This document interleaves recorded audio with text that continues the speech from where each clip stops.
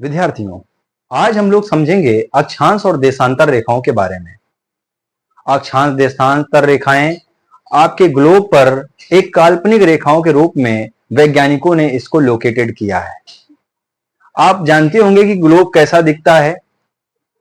Globe बिल्कुल पृथ्वी के आकार का एक मॉडल है, जिससे हम समझ सकते हैं कि पृथ्वी हमारी किस प्रकार से दिखती है। तो इसी बारे में आज हम लोग चर्चा करेंगे। बोर्ड में मैंने यहां पर 3 फिगर्स ड्रॉ कर रखे हैं और जो टॉपिक नेम दिया है अक्षांश एवं देशांतर रेखाएं। अक्षांश एवं देशांतर रेखाएं, सबसे पहले समझ लेते हैं अक्षांश और देशांतर रेखाओं को इंग्लिश में क्या कहते हैं। अक्षांश को इंग्लिश में लेटीट्यूड कहते हैं। क्या कहते हैं? लेटीट्यूड कहते हैं। जबकि देशांतर रेखाओं को लॉन्गिट्यूड कहते हैं। लॉन्गिट्यूड। अक्षांश रेखाएं हमारी पूर्व से पश्चिम की ओर खींची गई काल्पनिक रेखाएं हैं, जिसको हम इस फिगर के द्वारा समझ सकते हैं। इस फिगर में आपको ये जो लाइन है पश्चिम से पूर्व की तरफ जाती हुई दिख रही हैं, या यूं कहें पूर्व से पश्चिम की तरफ जाती हुई दिख रही हैं। तो ऐसी जो लाइंस हैं, काल्पनिक रेखाएं हैं, इन रेखाओं को हम क्या कहते हैं? इन रेखाओं को हम काल्पनिक रेखाएं भी कहते हैं। काल्पनिक रेखाएं। और ये काल्पनिक रेखाएं आपकी अक्षांश रेखाओं को भी कहते हैं, जबकि देशांतर रेखाओं को भी कहते हैं। तो काल्पनिक रेखाएं हैं ये, यानी कि ये सिर्फ और सिर्फ इमेजिनरी लाइंस हैं। ये एक्चुअली में अर्थ के ऊपर ड्रॉ नहीं की गई हैं, ना ही उस पर ड्रॉ हैं। ये सिर्फ और सिर्फ केवल ग्लोब पर खींची गई काल्पनिक रेखाएं हैं, जिनके माध्यम से हम किसी भी देश को या देश में किसी भी ऐसे प्लेस को अगर सर्च करना चाहते हैं, तो उनके देशांतर और अक्षांश रेखाओं की मदद से हम उस प्लेस और देश को फाइंड आउट कर लेते हैं, उसको सर्च कर लेते हैं। बस इतना सा ही इसमें काम है। तो कि अक्षांश रेखाएं होती कैसी हैं, तो बेटा पृथ्वी पर पूर्व से पश्चिम की ओर, पूर्व से पश्चिम की ओर या पश्चिम से पूर्व की ओर खींची गई लाइन, खींची गई रेखाएं आपकी अक्षांश रेखाएं होती हैं, जिनको इंग्लिश में लेटीट्यूड भी कहा जाता है।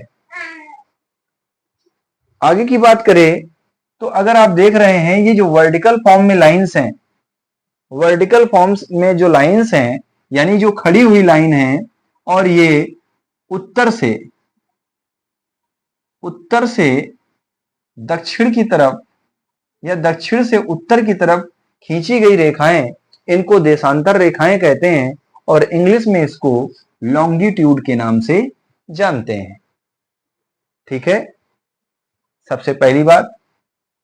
दूसरी बात ये कि अगर लेटीट्यूड और लॉन्गिट्यूड रेखाओं को कंबाइंड करा दिया जाए तो कुछ इस तरीके की एक कलाकृति बनती है, और ये जो आकृति है ये आपको ग्लोब के जैसे दिखती है।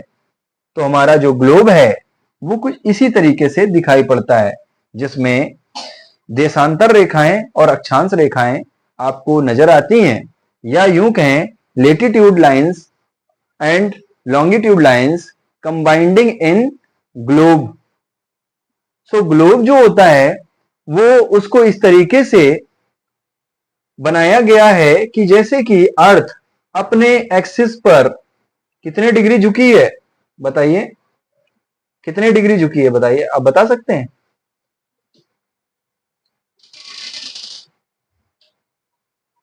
ये कितने डिग्री झुकी है?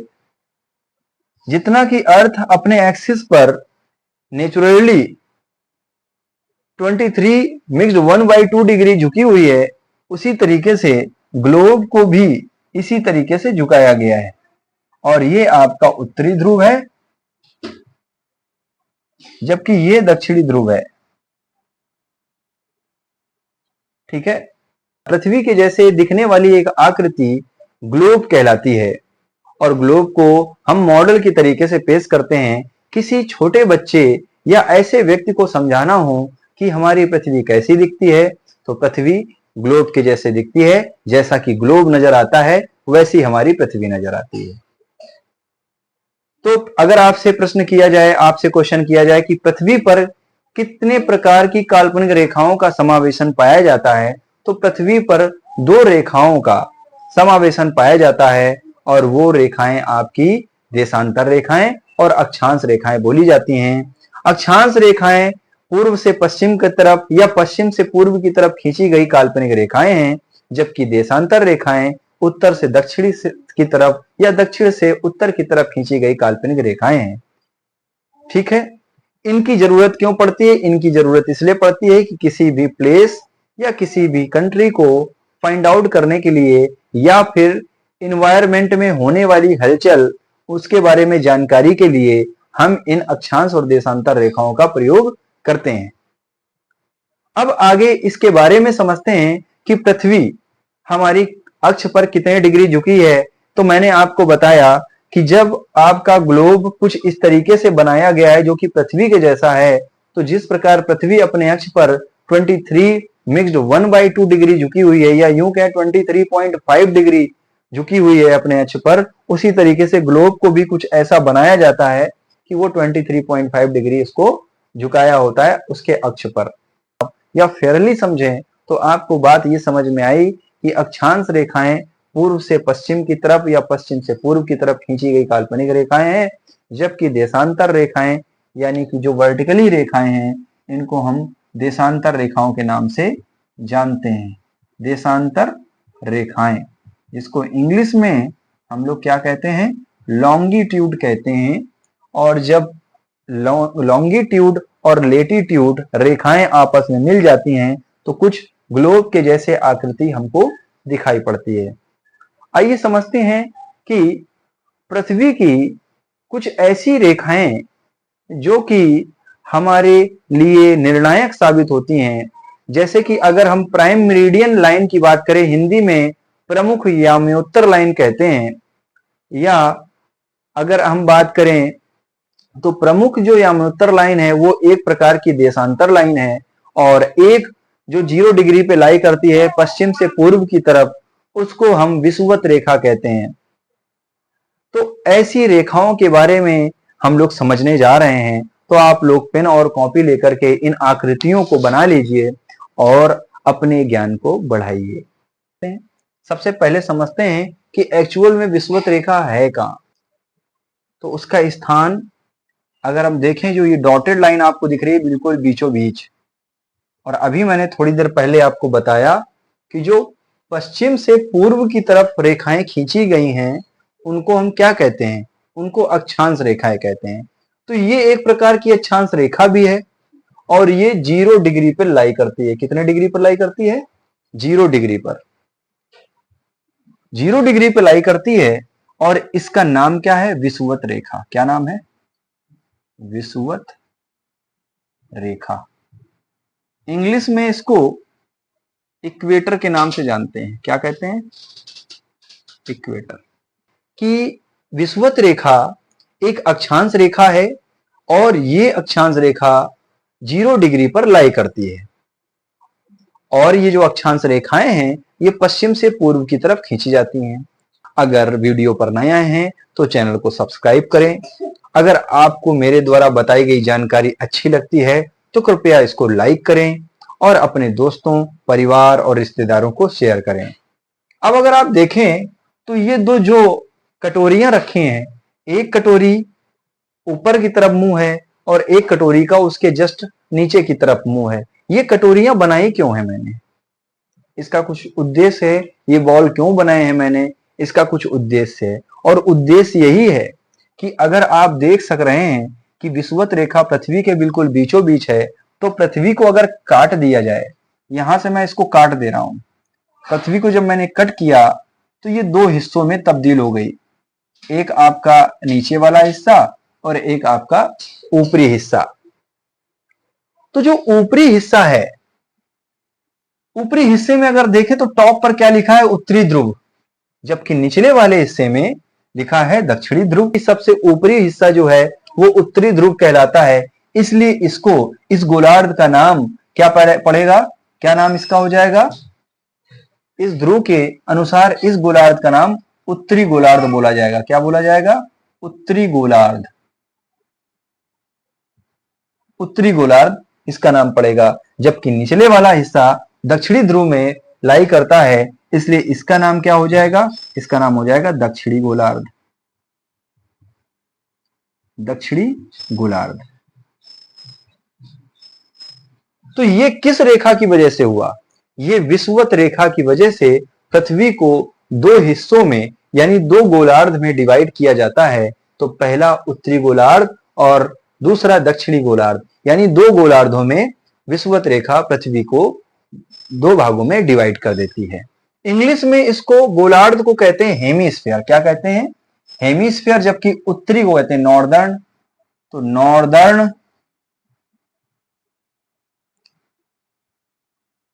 Northern hemisphere, hemisphere. जबकि दक्षिणी गोलार्ध को हम लोग क्या कहते हैं, सदर्न स्फीयर, हेमीस्फीयर। ठीक है। उत्तरी ध्रुव को इंग्लिश में हम लोग नॉर्थ पोल कहते हैं, नॉर्थ पोल। और दक्षिणी ध्रुव को इंग्लिश में साउथ पोल कहते हैं। ठीक है। तो ये आपकी जो बेसिक जानकारी थी कि विषुवत रेखा किस तरीके से पृथ्वी को काल्पनिक भागों में डिवाइड करती है, और तो आपने इसको समझ लिया है। क्या समझा है कि दो गोलार्धों में डिवाइड करती है, एक उत्तरी गोलार्ध यानी कि नॉर्दर्न हेमिस्फीयर, एक दक्षिणी गोलार्ध यानी कि सदर्न हेमिस्फीयर।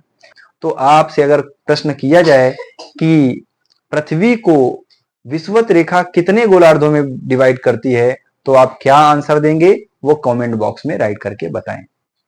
तो अगर आप अर्थ का एक ये वाला फिगर देख रहे हैं, तो इसमें सबसे ऊपर जो ध्रुव है ये उत्तरी ध्रुव कहा जाता है, उत्तरी ध्रुव यानी कि नॉर्थ पोल। क्या कहलाता है, नॉर्थ पोल। जबकि निचला हिस्सा जो है वो आपका दक्षिणी ध्रुव कहलाता है, दक्षिणी ध्रुव, इंग्लिश में साउथ पोल कहते हैं। इतना तो वीडियो देखते देखते आपको आ गया है और आप पहले से भी जानते होंगे। तो कभी कभी क्या जब चीजें आती है हमको, तो वही चीज बार बार पढ़ते तो हमें बोरियस होने लग जाती है। एक्चुअली में वही आपकी लर्निंग है, और वो जब बोरियस होने लग जाए इसका मतलब वो टॉपिक आपको अच्छे से आ गया है, बहुत अच्छे से आ गया है। ये बात आप मानते हैं कि नहीं मानते, मानते होंगे। और एक बात और जानकारी के लिए बता दूं, ये कि आपने सब्सक्राइब नहीं करा है, आप चैनल को सब्सक्राइब कर लें अभी, क्योंकि अभी आप चैनल पे नए आए हैं। और मेरे द्वारा दी गई जानकारी अगर आपको अच्छी लग रही है तो वीडियो को लाइक कर दीजिए। और यदि आपको ये लग रहा है कि कहीं ना कहीं ये दूसरों के लिए भी जरूरी है, तो थोड़ा सा शेयर भी कर दीजिए, है। चलो आगे की बात करते हैं। तो उत्तरी ध्रुव और दक्षिणी ध्रुव, अब इसमें दो ध्रुव के बारे में बात हो गई है। इसमें दो ध्रुव और होते हैं, एक आपका पश्चिमी ध्रुव होता है, पश्चिमी ध्रुव, और पूर्वी ध्रुव।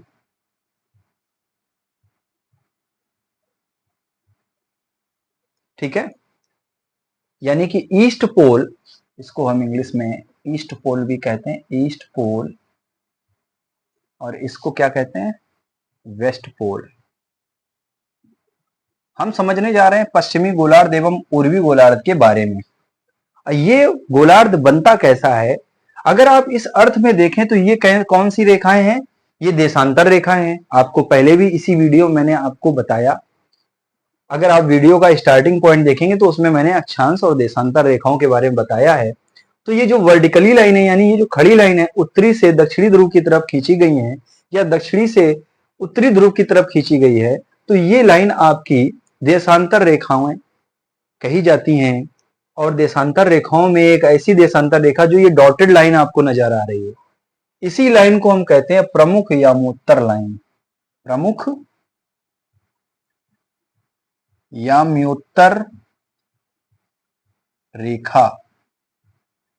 और ये क्या करती है, ये एक आरी के समान है जो अर्थ को पश्चिमी गोलार्ध और पूर्वी गोलार्ध में डिवाइड करती है। तो आप ये दो बॉल देख रहे होंगे, तो ये वाला हिस्सा क्योंकि इधर पश्चिम ध्रुव है, तो क्योंकि इस साइड में पश्चिम ध्रुव है, तो ये ध्रुव आपका ये पश्चिमी ध्रुव है, तो इस ध्रुव के नाम से इस गोलार्ध का नाम हो जाएगा पश्चिमी गोलार्ध।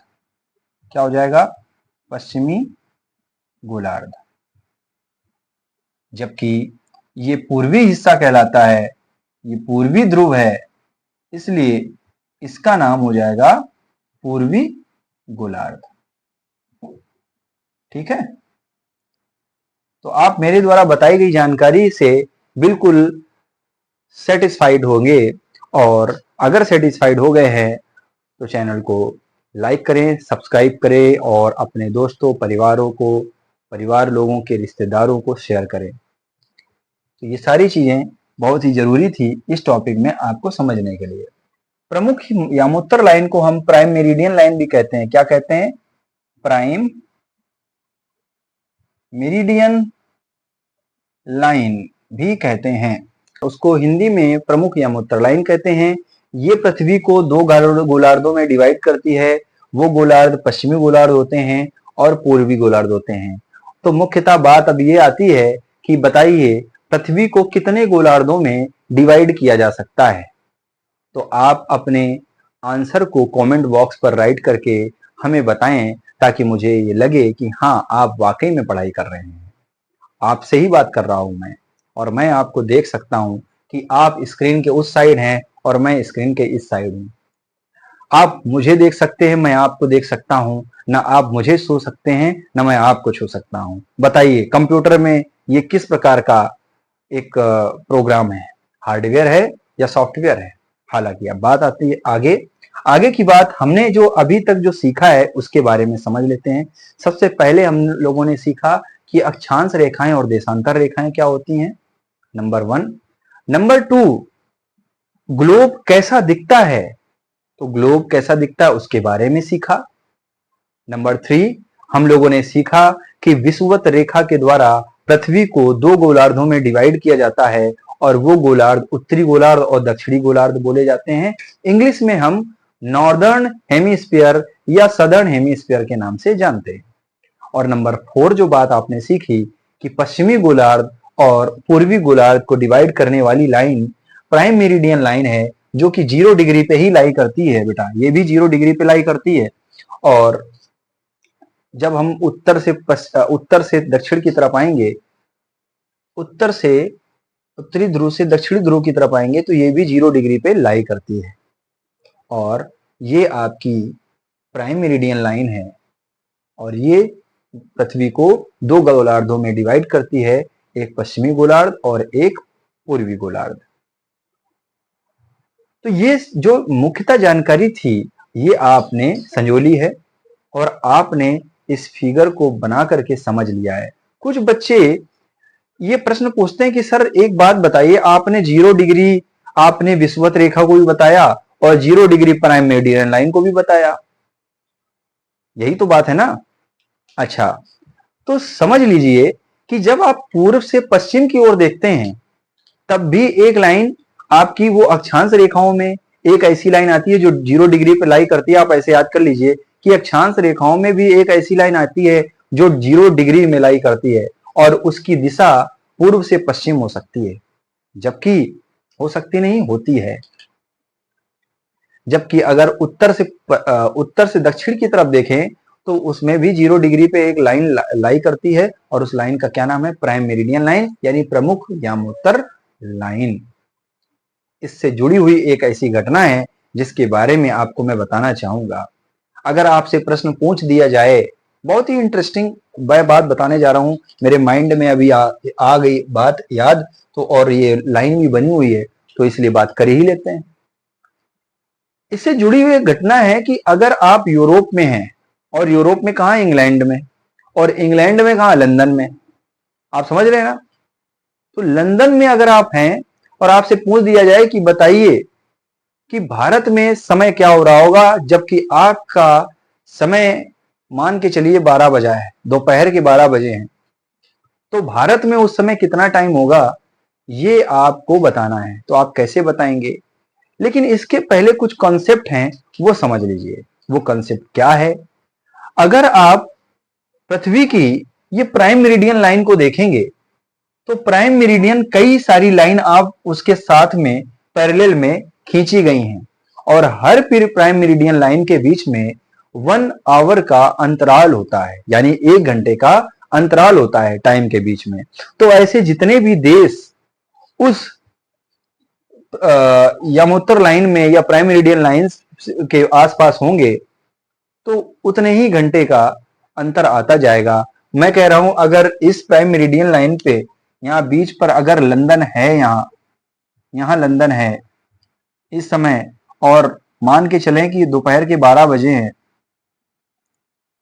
ठीक है, तो अब भारत तो ईस्टर्न कंट्री है।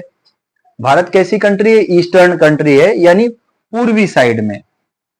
और लंदन के अगर आप पश्चिमी साइड जाएंगे, जैसे मान लीजिए यहां पर अमेरिका है, अमेरिका अमेरिका तो अमेरिका और लंदन और भारत के बीच की बात करें तो भारत जो है वो ईस्टर्न कंट्री में आता है, जबकि अमेरिका वेस्टर्न कंट्री में आता है। तो इसका सबसे जरूरी बात ये आप ध्यान कर लीजिए जो मैं बताने जा रहा हूं कि हर एक यामोत्तर लाइन के बीच में 1 घंटे का समय अंतराल होता है। यानी अगर मैं इस यामोत्तर लाइन से इस यामोत्तर लाइन की बात करूं तो इसमें कितने घंटे का अंतराल होता है? 1 आवर का अंतराल होता है, यानी 1 घंटे का अंतराल होता है। 1 घंटे का अंतराल, समय अंतराल, 1 घंटे का समय अंतराल होता है। और भारत से लंदन के बीच में ऐसी कितनी यामोत्तर लाइन है? आप वर्ल्ड मैप पर अगर काउंट करेंगे तो आपको 5 मिलेंगी। कितनी मिलेंगी? 5। यहां पर तो मैं नहीं दिखा पा रहा हूं, लेकिन वर्ल्ड मैप पर अगर आप देखें या ग्लोब पर देखें तो आपको 5 ऐसी लाइन मिलेंगी जो भारत तक आपको 5 लाइनें या वो 5 लाइंस ड्रॉ करी हुई दिखाई जाती हैं। तो इसका मतलब यह है कि लंदन से भारत के बीच में समय अंतराल 5 घंटों का हो गया। तो अगर हम भारत का मैप बनाएं, तो भारत का मैप अगर मैं बनाऊं तो ये आपका है और इसको गुजरात मान लें। इस तरीके से अगर आप देखें तो यहां पर जो 5वीं यामोत्तर लाइन आएगी बेटा वो यहां पर आएगी, लगभग इस तरीके से। लेकिन अपना जो टाइम है वो दिल्ली के अकॉर्डिंगली मेजर किया जाता है। किसके अकॉर्डिंगली मेजर किया जाता है? दिल्ली के। और दिल्ली उस यामोत्तर लाइन से लगभग इतनी दूरी पर है जितनी कि इसके बाद वाली जो 6 यामोत्तर जो लाइन होगी वो बिल्कुल बीचों बीच में पड़ेगा दिल्ली। तो इसलिए माना जाता है कि आधे घंटे का और आपका एवरेज आ जाएगा। तो 5 घंटे उधर और ईस्टर्न साइड पर चलने पर आधे घंटे का अंतर और आ जाएगा। तो एक बात तो हमने बताई नहीं अभी, क्या कि 1 घंटे का अंतराल तो होगा, लेकिन किस तरफ बढ़ेगा और किस तरफ घटेगा ये तो बात बताई नहीं। तो जब आप बेटा लंदन से पूर्व की तरफ चलेंगे तो आपका टाइम बढ़ता है। तो कहने का मतलब है अगर आप दोपहर के 12 बजे लंदन में हैं तो उस समय अगर आप भारत का समय देखेंगे तो ठीक 5:30 बज रहा होगा। कितना बज रहा होगा? ठीक 5:30। तो 5 घंटे का यहां तक, दिल्ली तक 5:30 घंटे का समय अंतराल होता है। तो लंदन से भारत के बीच के समय का समयांतराल 5:30 घंटे का माना जाता है। बहुत इंपॉर्टेंट बात है। और जैसे ही लंदन से आप पश्चिम की तरफ जाएंगे तो समय घटता चला जाता है। तो बात समझ में आ रही है? तो अब लंदन से और अमेरिका के बीच में जितनी भी यामोत्तर लाइन आती हैं उनको काउंट कर लीजिए और वहां का समय आप निकाल सकते हैं। सो स्टूडेंट्स, मेरे द्वारा दी गई जानकारी आपको कैसी लगी, आप वीडियो में कमेंट बॉक्स पर राइट करके बताएं। अगर आपको वीडियो अच्छा लगा हो तो वीडियो को लाइक करें, चैनल पे नए आए हैं तो चैनल को सब्सक्राइब करें, और यदि आप ये चाहते हैं कि आपके दोस्त परिवारजनों में से कोई तैयारी कर रहा है तो उसके लिए भी ये काफी ज्यादा बेनिफिशियल होने वाला है। तो जल्दी से उनको शेयर कर दीजिए और मुझे आप बताइए कमेंट बॉक्स पर कि आपको ये कैसा लगा। तो अब मिलेंगे नेक्स्ट वीडियो में। जैसा कि मैंने बताया कि मैं पृथ्वी के ताप के अकॉर्डिंग यानी टेम्परेचर के अकॉर्डिंगली आपको बताऊंगा कि पृथ्वी को किस तरीके से डिवाइड किया गया है। तो मिलेंगे नेक्स्ट वीडियो में, तब तक के लिए जय हिंद, जय भारत।